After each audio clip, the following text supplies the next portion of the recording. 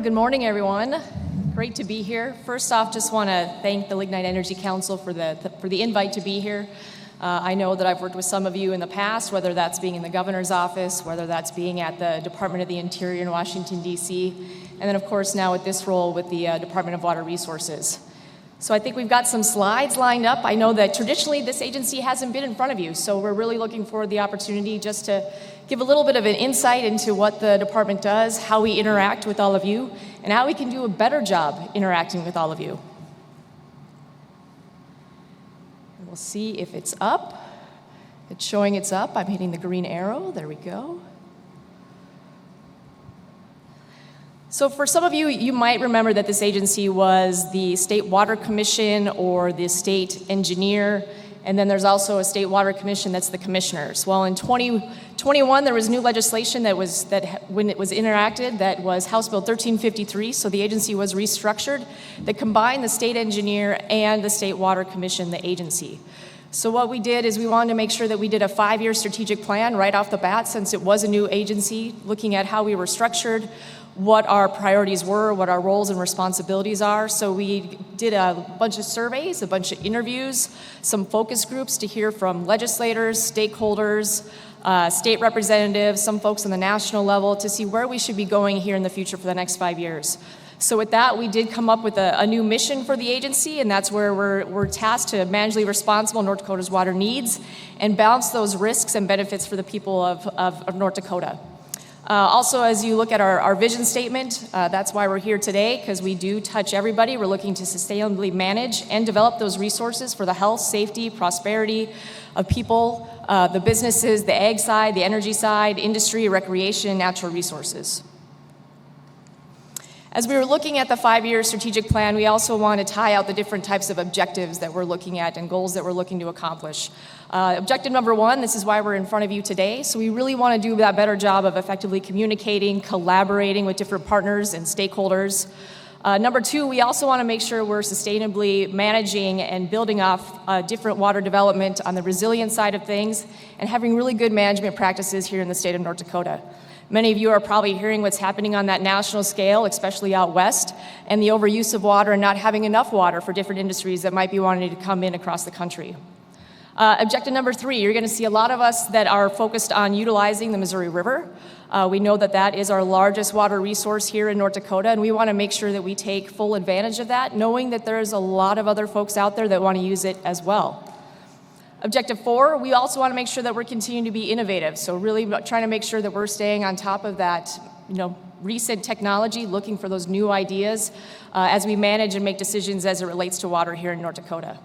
And finally, we want to also continue just to improve that positive culture that we have within the agency, so building off of that as well.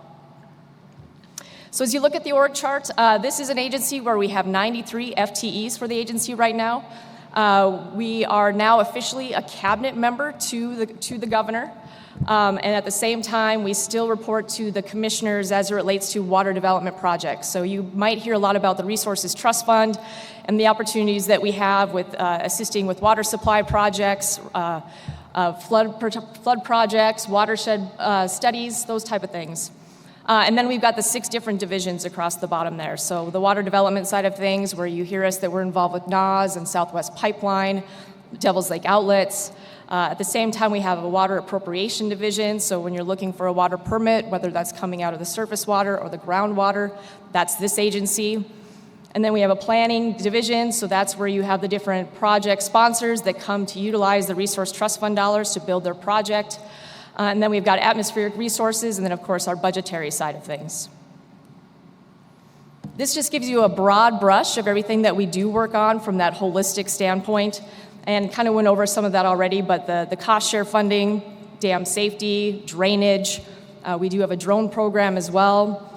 We have a drought livestock program that's been extremely important in those dry years, floodplain management, LIDAR, sovereign land management, presence, you'll hear a little bit more about that, our real-time data initiative, and then water project development. This just gives you an idea of the commissioners that we have across the state. So we've got 8 commissioners that represent different basins, and then also the governor and the ag commissioner does sit on this commission as well. So of course, right here, as you're looking at Bismarck, Jay Volk is the representative. And then Jeff Frith has been our latest add to the commission recently. We thought we'd go over just a little bit of what we're working on and tracking from the federal perspective, the state perspective, and some of the policies interacting with other agencies here within the state. Of course, front and center has been that waters of the U.S. I think we've all had the long haul with this one. I definitely am not the WOTUS expert. Did have an opportunity, though, in May to go and testify in front of Congress on the House side, really explaining the impact that it would even have on this agency. But I think we've been pretty fortunate. Of course, we had the Sackett ruling, so really just trying to get some clarity around wetlands and how those tie in. So of course, though, we'll be continuing to kind of see where EPA, Army Corps of Engineers, where they weigh in and how the rules might look like and their interpretation. So this is something that we'll continue to stay on top of, make sure that we're interacting with you guys and others across the state.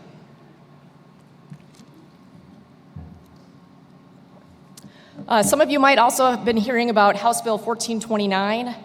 I know that I saw some of the representatives from Bank of North Dakota that are working on this. We know that there's a bunch of different committees and groups, working groups that have been pulled together. So we know that there's been a lot of discussion related to water on this. So we are part of a water working group that's been developed to assist with the steering committee. Some of the areas of focus that have been brought up so far are that resiliency, aquifer health, real-time data, economic development, and irrigation. So just wanted to make sure that everybody knew that there's a working group that's tied in with some industry, some other state agencies. So we are at the table having some of those conversations, and we'll see how we tie in related to the overall study. A few of the other federal issues that we're tracking besides the waters of the U.S., I think many of you too are tracking the Endangered Species Act. I was in the Trump administration and actually the acting assistant secretary overseeing the Fish and Wildlife Service when this was being worked on and revamped. So of course now seeing it being rolled out from the Biden administration with the 4D rule, also the unoccupied habitat discussion, the discussion related to how you can delist a species. So we're actively involved with the governor's office and the attorney general's office, making sure that we've got comments in this and how this impacts our agency and our water projects. Also, we're tracking closely the BLM management plan.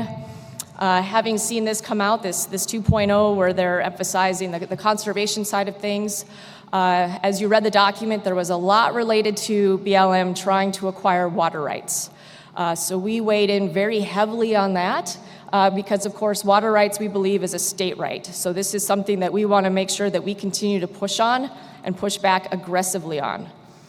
Another issue that we've come up against is the Buy America, the Build America, Buy America. We've been working on the NAS project for almost decades now. We know that we were in a lawsuit for 17 years. We've been back at it trying to build out this infrastructure since 2019 again. And so we've had dollars that have been stacking up. And now with some of the new requirements, we're trying to work on getting waivers. So we've been working really closely with Senator Hoeven's office on this to get some waivers, because otherwise we might be being stalemated on some of the projects, or the state might have to step up for some of the contracts that were already out on the street. So this is something we've been watching very carefully.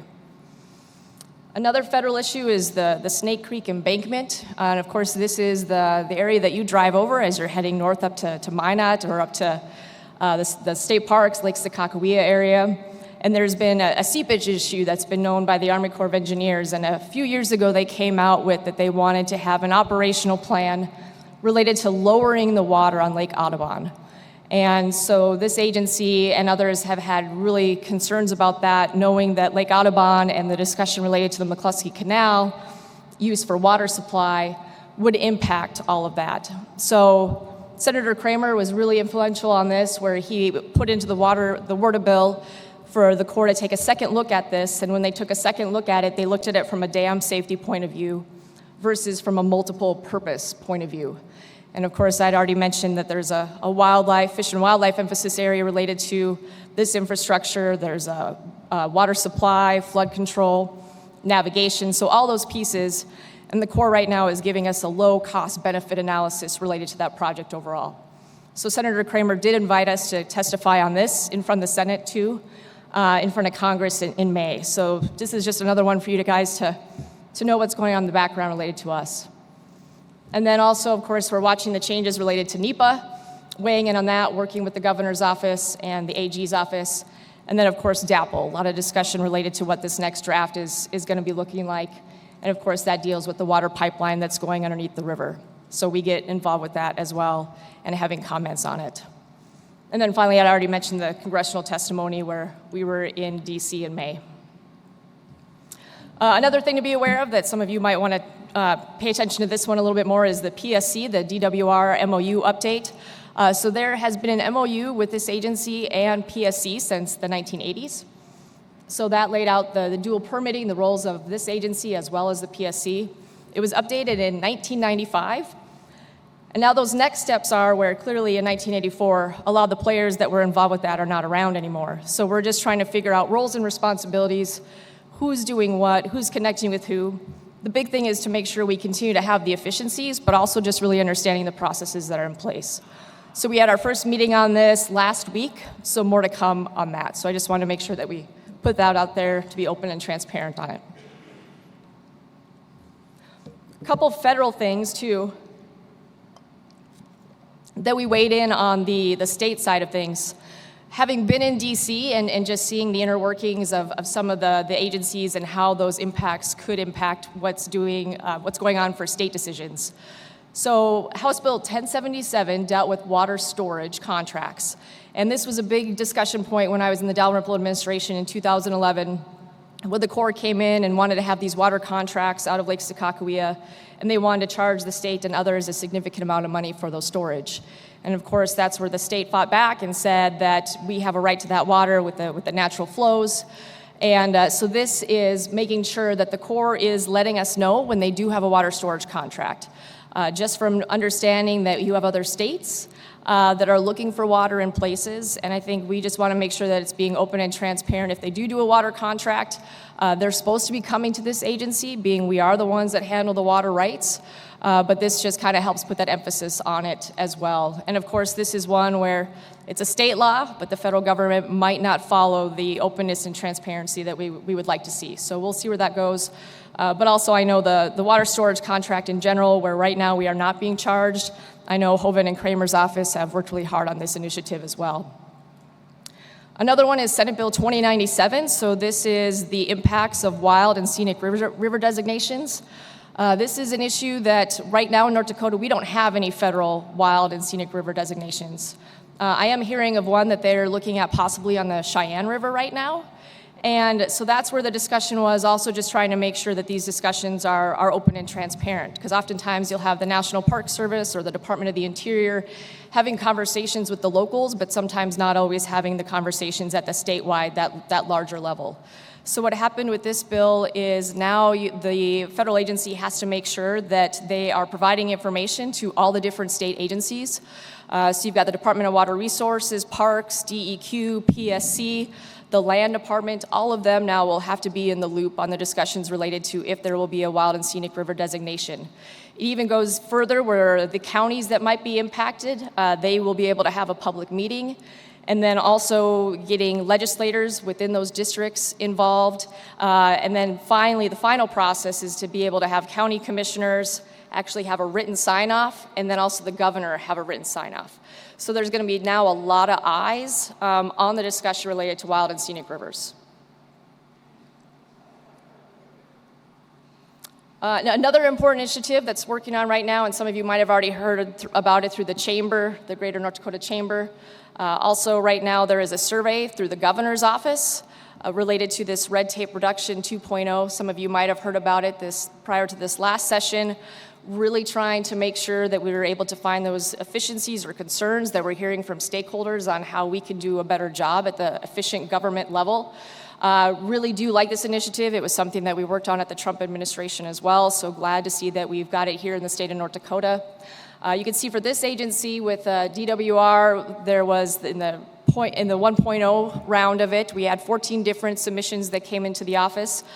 We had 5 different bills that went in to try to help with some of those efficiencies and clarity that we were hearing concerns about. And right now, so that's where you can use this QR code to go to the survey that's on the governor's office. And this is the opportunity for agencies in the governor's office to hear, what we could be doing better. So I think this is a really good initiative, and so if you ever have any thoughts or ideas for us, I know sometimes water gets complicated, but we really do want to just try to make sure how we're partnering, how we're following the roles and authorities that we do have, but also making sure that you guys can do the jobs that you need to do. And just want to touch on a little bit over water management in North Dakota, kind of what the snapshot in time is right now, what we're seeing, what that use of water is across the different industries. And as we look at this breakout from 2022, you can still see the majority of the water is going towards irrigation, so that 56.4%. 4% rural water, 7.2%, so that's the industrial, the water depot side of things, so the oil and gas development. And then all other industrial purposes is that 14.5%. So that's just the breakout of how water use is happening across the state of North Dakota at this point in time. And some of you probably already know this, but I just at least want to put it up on the screen, so whether you need a permit or not. I know even in the past few months, I've had a lot more calls related to permit opportunities, related to infrastructure, those type of things, of how we get water to the different industries that are thinking about coming into the state. So just a reminder of the process that's out there related to that 12.5 acre feet if you're above that. And then also if you're looking to get a temporary water permit, or if you're looking to get more of that conditional and then finally perfected water permit. So this just goes through the steps of what to look for in those quick yes-no decisions, and then of course working with our team in the Water Appropriations Division of the agency.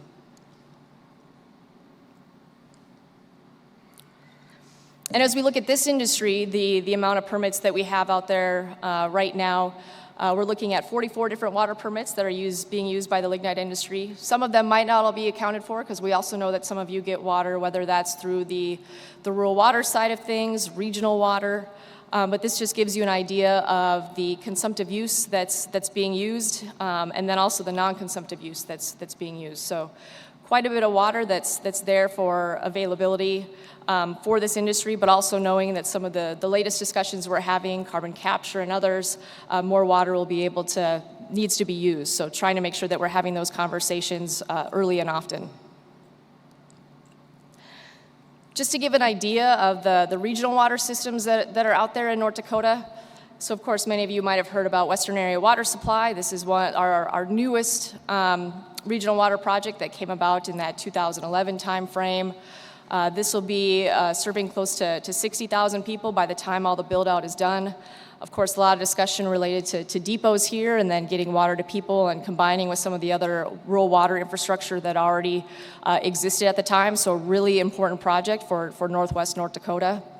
At the same time, our oldest regional water supply project is Southwest Pipeline Project. This one too will be serving close to that 60,000, 70,000 people by the time the build out is done.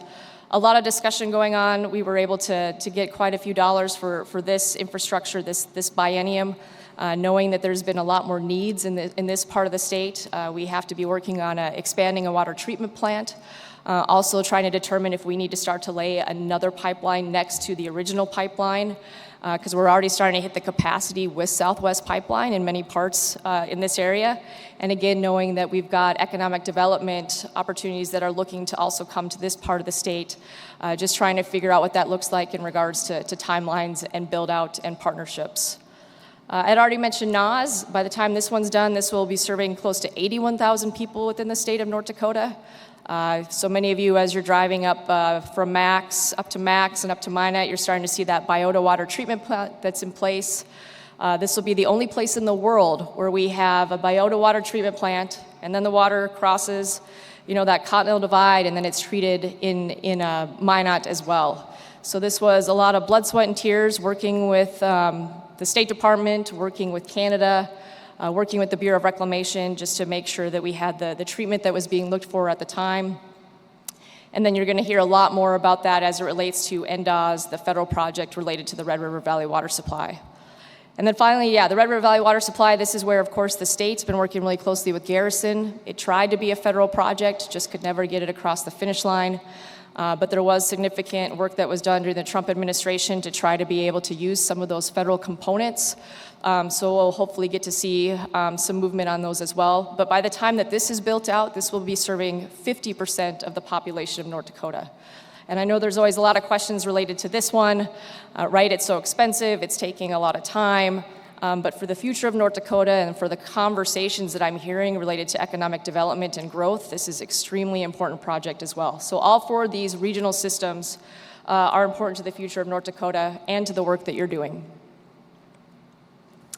So just to give an idea of the conversations that we're hearing as it relates to economic development opportunities, you can see some on there with the soybean crush plant, soybean processors, green diesel, ethanol energy park, sustainable aviation fuel, also discussions related to carbon capture, hemp processing, cattle feedlot, fertilizer, data centers. All these involve water. So just a really big piece where we know that a lot of folks go directly to the Commerce Department to have the discussions, looking for opportunities for grants, looking for incentives, and looking for ideas on which communities to be coming into. So we're just really trying to make sure that those conversations are also happening with this agency, because like I had mentioned with Southwest Pipeline, we're tapped out within that line at this point in time. So we've got to do that planning ahead of time to try to see what those needs will be moving forward. So just really trying to get these conversations out there, build that partnership with Commerce, build the communication lines with all of you, so you can come directly to us, start having those discussions related to water appropriations, where availability might be. This is also a really important initiative that the department has taken on over the years, and then also we're ahead of a lot of the other states across the country. So this is our pushing remote sensors, really trying to make sure that we have infrastructure out on the ground that can give us some real-time data to see what's happening with our landscape across the state. So this is where we're collecting water levels, precipitation, soil moisture, soil temperature, barometric pressure, and temperature.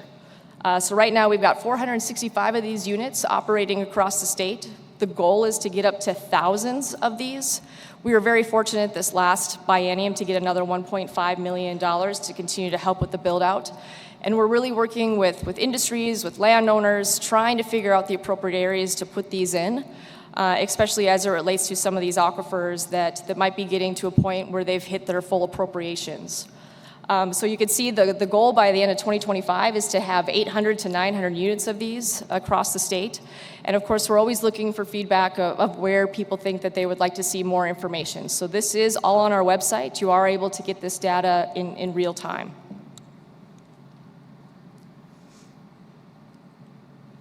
This just gives you an idea of where all those are at, and it kind of breaks them out into what are the groundwater sites, what are the surface water sites, and then where those soil moisture and precip sites are. And then just another initiative that we're starting to work on is working with DES, trying to make sure that we also have kind of a one-stop shop map as it relates to water information. We know that we have NDOS out there, we know that we have USGS stream gauges, the Army Corps, Bureau of Reclamation, they all have water information. So if we could try to get them all into one map here in North Dakota that will be easy for people to go to as they're trying to make any sort of management decision, whether that's related to a drought, whether that's related to a flood, whether that's related to the aquifer permit that you might have, that will give just some really another opportunity for people to see it in real time and be open and transparent of the water use in North Dakota. This is one that we had developed when I came on board. The biggest complaint that this agency was getting is it's taking so long to get a water permit. I was hearing from legislators and from others that they had been waiting 20 years to get a water permit. Well, if you look in those areas that are red, we might not have any more water to be able to give. So you might be able to sneak out maybe 1 or 2 more permits in that area, but there is not water readily available for everybody. So they have to sit and continue to be researched to determine if there's any more. So this is the discussion piece that we've used a lot at the national level, regional level, and now we're even seeing South Dakota and other states are starting to put a map like this together just to help with the conversation so that we're all on the same page of where water really is in North Dakota and where you can readily get it. So you can see those near full appropriation, where you still have good opportunities, and of course that's on that western side of the state, and that's because of the Missouri River, and then some of those other potential limitations. So this just gives you a quick snapshot of where we're going to see more discussion related to water management in North Dakota in the future. And because of that map, we put out on the street that's being worked on in the background right now for the next 6 months. Hopefully we'll have some idea related to it in January. But really, where are our potential in North Dakota to do aquifer recharge? So that's where we're going to be looking for from the consultant that we've hired to identify where some of those areas are. So I'm kind of calling this a phase 1 study project, and then from the information that we get from the next one will probably be a phase 2 where we dive in a little bit deeper related to the aquifers that they might be trying to prioritize as a recharge opportunities. So more to come on that come January. And this is just reiterating the use of the Missouri River. So again, the largest river in North Dakota, those annual flows. So as you look at the rest of our rivers, clearly the Missouri River sticks out. We also know, though, that there's a lot of competition when it relates to the Missouri River. We've got Montana above us. One of the things that they're starting to do is they're working really closely with their tribal nations, which I think is great. But I know that they are also tying up a lot of water up above us in related to that. So I think it's just trying to make sure what's happening above us in Montana and at the same time what's happening below us in Missouri. Every time that we try to use water out of the Missouri and we're trying to cross our Continental Divide as it relates to Red River or NAS is where we get sued by Missouri because they say that we're depleting the water in the Missouri River. And our depletions are just like a drop in the bucket compared to what they have allocated out of the Missouri River below us. And I just want to bring that up just because we do know that the Army Corps of Engineers, the Bureau of Reclamation, they have done studies to try to see what the opportunities are out of the Missouri River to use for water out west. So this is why we want to make sure that we're utilizing it here in North Dakota. We're having a lot more discussions related to irrigation, economic development, making sure that we're also supplying water to all the citizens in North Dakota if we possibly can. So this is just something to continue to keep on your radar. A few years ago, I started to show up at the Colorado River Water Users Conference in Vegas, and they're kind of looking at me like, why is North Dakota here? And I pretty much say, you know why I'm here. So we're there to pay attention to what those discussions are. The previous commissioner of reclamation while I was in DC, she's actually now overseeing the Central Arizona project. So I always mentioned to her that her and I will probably be duking out for the water. So we're ready for those discussions, but this is just something for all of you to be aware of and where we might need assistance as we go to DC or have the important conversations of how important that resource is to us. And finally, just looking ahead, trying to make sure that we're continuing to be out and having discussions like this. Just having an opportunity to talk about what the agency is working on in the background, really trying to strive that we're open and transparent. Also just trying to make sure that you can come directly to us. I know at times it's might be frustrating on where a permit is, but don't hesitate to reach out directly to me and I can get where the status is, ask the important questions on how or why it's not moving. So that's where it ties into number 2. We want to continue to improve our responsiveness, find our efficiencies, and then also continue to find and support those collaborative efforts. So really just want to continue to be at the table with all of you, figure out how we can be helpful, knowing that there's a lot of challenges in front of all of us at this point in time. And we just want to try to make sure that those challenges, that we're not adding to that. So with that, just wanted to try to figure out how we can all continue to work together. And for those that don't know, I just want to give a shout out to the Bank of North Dakota, also to Senator Patton since he's front and center. We are at the Bank of North Dakota right now. We're on the second floor if you're looking for us. We were at the state office building, of course, on the Capitol grounds. And isn't it ironic that we had issues with water in the building? So now we're at the Bank of North Dakota, so if you're looking for us, find us there. It's been a great partnership to be with the bank. And with that, I just want to thank you for the opportunity to be in front of you. I know that this was our first time getting in front of this group as a whole. Like I said, I've worked with some of you in the past and just thought, really appreciated the invite by Jason and his team to be able to give you a little snapshot of what we're working on in the background. So thank you very much.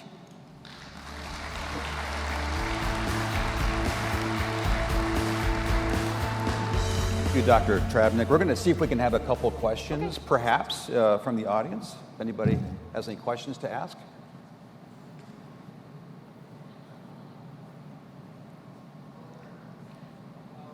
For the first question, I saw one of your bullets, Andrea, said cloud modification. Is that what it looks like? You're making it rain, or?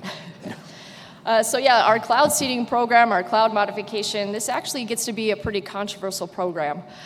So we have 4 counties right now that they do have the program, and of course they're using it a lot for hail suppression.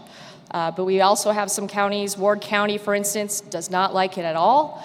So there was discussion on it this legislative session. There was a bill in place at one point to take the funding away from the state agency and just have the locals do whatever projects they want to do. So I do think this is one that'll be on the discussion docket. But there's a lot of folks that really do like it. So there is an association out there. There's a group in Fargo that works on it. So this is an important program, we think, but I also know there's always discussions on impacts that landowners think might be happening. So. Got a question over here too that I would be curious on. Because I've seen from time to time the folks who are opposed to carbon capture reference water utilization. From what I see, there is sufficient water in the state to deal with whatever increase might be needed. Right. It was interesting. I was in this conversation last week and hearing about some of those concerns that are coming from different interest groups on the use of it.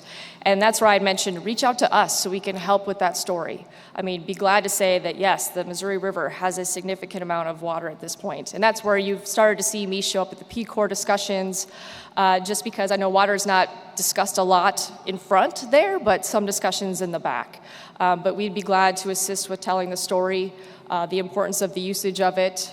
So yeah, no, I have been hearing that and have worked with a lot of those interest groups that very anti the use of water, so we would just be glad to help with the discussion. Sounds good, thank you.